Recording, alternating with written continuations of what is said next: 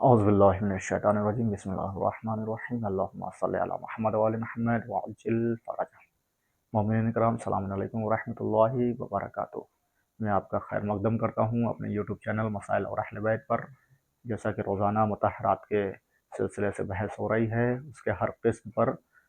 मुसलसल बात होती चली आ रही है। आज हम नवी किस्म की तरफ आगे बढ़ चुके हैं और नवी किस्म को हमें समझना है कि मुतहरात की नवी किस्म क्या है और कैसे पाक करती है।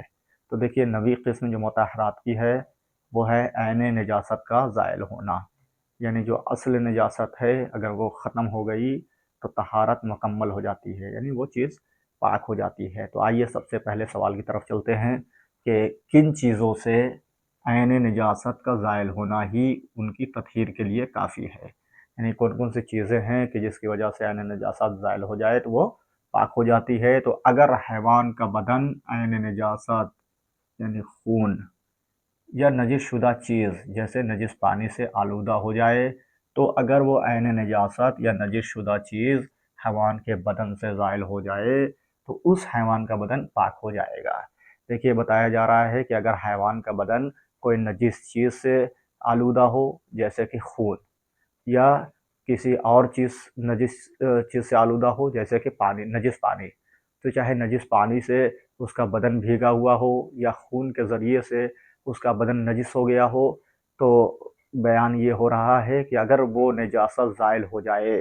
यानी खून ख़त्म हो जाए और पानी, जो नजिस पानी उस पर पड़ा था वो सूख जाए यानी ख़त्म हो जाए, ज़ाइल हो जाए, तो इस सूरत में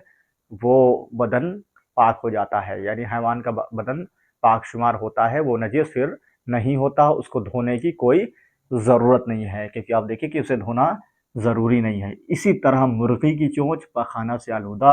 हो जाए, उसका बदन पेशाब से आलूदा हो जाए, तो पेशाब और पैखाना के ज़ाइल होने और रतूबत के खुश्क होने से वो पाक हो जाएगा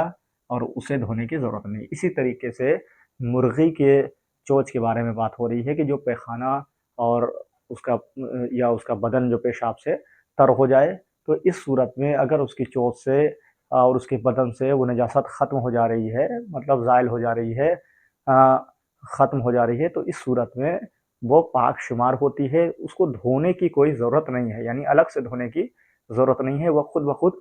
पाक हो जाती है। तो इसे कहते हैं नजासत का ज़ाइल होना, यानी जैसे ही नजासत ख़त्म हो गई वो खुद ब खुद पाक हो गई, तो लिहाजा उसको धोने की अलग से ज़रूरत नहीं पड़ती है। तो आइए दूसरे सवाल को देखते हैं कि इंसान के बदन,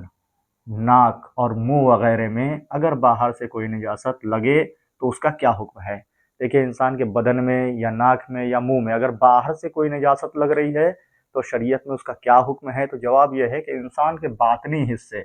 जैसे मुंह, नाक, कान और आँख के दाखिली हिस्से को अगर बाहर से कोई निजासत लगे तो वो नजिस हो जाएगा, यानी इंसान का बाहरी हिस्सा, बाहरी हिस्से से मुराद आँख, कान, नाक वगैरह जो है उसका अंदरूनी हिस्सा ना हो, यानी जो ज़ाहिर है, जो दिख रहा है, वो बाहरी हिस्सा कहलाता है। अगर वो किसी नजिस चीज़ से आलूदा हो जाए, यानी बाहर की निजासत उसमें लग जाए, तो वो नजिस शुमार होता है और निजासत के ख़त्म होने से पाक हो जाएगा। और निजासत जब ख़त्म हो गई यानी वो चीज़ ज़ाइल हो गई, तो वो खुद ब खुद पाक हो जाता है। इस बिना पर अगर खून आलूदा उंगली मुंह के अंदर रखे तो मुंह का अंदरूनी हिस्सा नजिस हो जाएगा, लेकिन उस खून के बरतरफ हो जाने के बाद मुंह पाक हो जाएगा। जैसे बताया जा रहा है कि अगर उंगली कटी हुई हो, कितनों की आदत होती है कि जब उंगली कटती है तो वो मुंह में रख लेते हैं, तो उंगली अगर कटी हुई है, खून निकल रहा है और उस उंगली को मुंह में रख लेने से मुंह नजिस हो जाता है, यानी जैसे ही मुंह में खून गया तो मुंह नजिस हो गया। लेकिन जैसे ही मुंह से खून आपने बाहर फेंक दिया, उसको ज़ाइल कर दिया, उसको ख़त्म कर दिया, तो वो खुद ब खुद वो मुंह पाक हो जाता है, यानी अलग से अब उसको धोने की ज़रूरत नहीं है, वो खुद ब खुद पाक हो जाता है क्योंकि निजासत ख़त्म हो गई। तो इस तरह के जो कान, नाक, मुंह का जो अंदरूनी हिस्सा है, जो बाहर से रतूबत आ रही है उस तक पहुँच रही है, तो इस सूरत में वो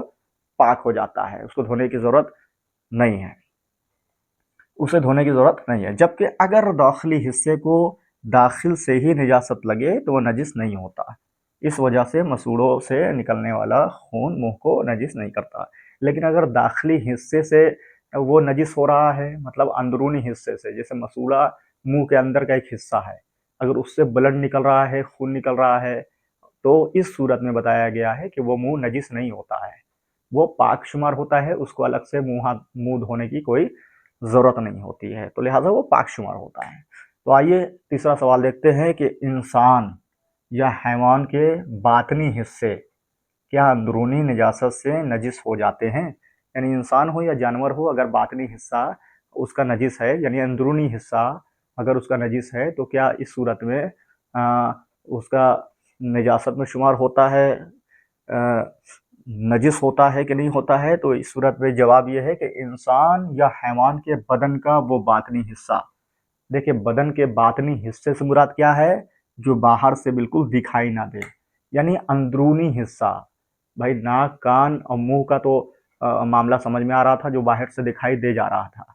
जैसे कान को आप देख सकते हैं, बाहर से नज़र आता है, उसका अंदरूनी हिस्सा भी। लेकिन ये जो बात हो रही है, ये इंसान या हैवान के बदन का वो बातनी हिस्सा कि जो बाहर से बिल्कुल नज़र ना आए, यानी आप बाहर से उसे देख ही ना पाएँ, यानी इंसान के बॉडी के अंदर के पार्ट के बारे में बात हो रही है। तो इंसान हो या जानवर हो, उसके बदन का बातनी हिस्सा जो बाहर से दिखाई नहीं देता, जैसे मैदा,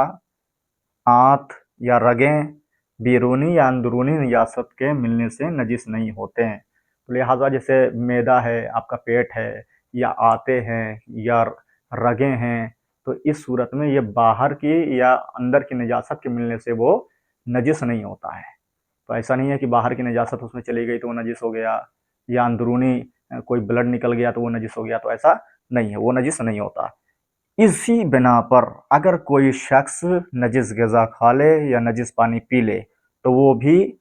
उसका मैदा और आंतें नजिस नहीं होती। इसी तरह बड़ी आंत में मौजूद पखाना, जैसे बताया जा रहा है कि इंसान अंदरूनी हिस्सा, इंसान के बदन के जो अंदर का हिस्सा है, जैसे पेट है या आंतें हैं या रगें हैं, तो इंसान अगर कोई नजिस चीज़ खा ले, यानी बाहर से कोई नजिस चीज़ अब इंसान अपने अंदर डाल रहा है, यानी खा रहा है, खाने के ज़रिए निजासत अंदर गई, तो इस सूरत में उसका मैदा नजिस नहीं होता है, क्योंकि वो अंदरूनी हिस्सा है। तो अंदरूनी हिस्सा नजिस नहीं होता है, चाहे बाहर की निजासत उसमें जाए या अंदर से कोई नजिस चीज़ उसमें मिले, तो वो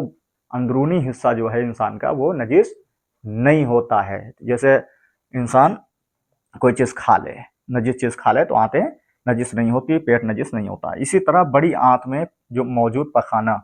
और दिल और रगों में दौड़ने वाला खून उनकी निजासत का सबब नहीं बनते। इसी तरीके से जो इंसान के बड़ी आंत में पखाना होता है, या दिल होता है, या रगें होती हैं, उसमें दौड़ने वाला खून होता है, तो इसी तरीके से ये नजिस नहीं होता है, क्योंकि वो अंदरूनी हिस्सा शुमार होता है, बाहरी हिस्सा शुमार नहीं होता है। तो जो भी अंदरूनी हिस्सा है, इंसान के बदन का अंदर का हिस्सा है, वो चाहे अंदर की निजासत से नजिस हो या बाहर की निजासत के आने से वो मिले, तो वो नजिस नहीं होगा, वो पाक शुमार होगा। इसी को कहते हैं ऐन निजासत का ज़ाइल होना, तो ये पाक शुमार होता है। तो इसी तरीके से इंशाअल्लाह निजासत की 10वीं किस्म आपके सामने लेकर आएंगे और आपसे रूबरू होते रहेंगे, नए नए मसाइल आपके सामने लाते रहेंगे, ताकि आपको मालूमात आप तक बढ़े और आप लोगों तक ये मालूमात पहुँचाते रहें। बिस्मिल्लाहिर्रहमानिर्रहीम, अल्हम्दुलिल्लाहि रब्बिल आलमीन, अल्लाहुम्मा सल्लि अला मुहम्मद व अली मुहम्मद व अज्जिल फ़रज।